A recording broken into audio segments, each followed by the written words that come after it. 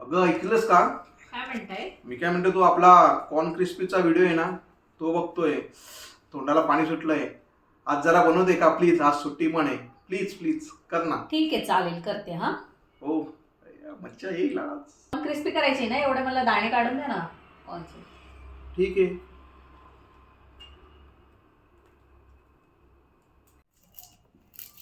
बोलायचं. अगं हे घे, झालं फायनली.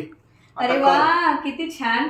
अहो पण ऐका ना, मी आता जस्ट बघितलं कॉर्नफ्लॉवर नाही याला ती क्रिस्पी काय? करायची. प्लीज मला आणून देता का? तू पण ना काय लावलंय? प्लीज, खरंच माझ्या लक्षात नाही.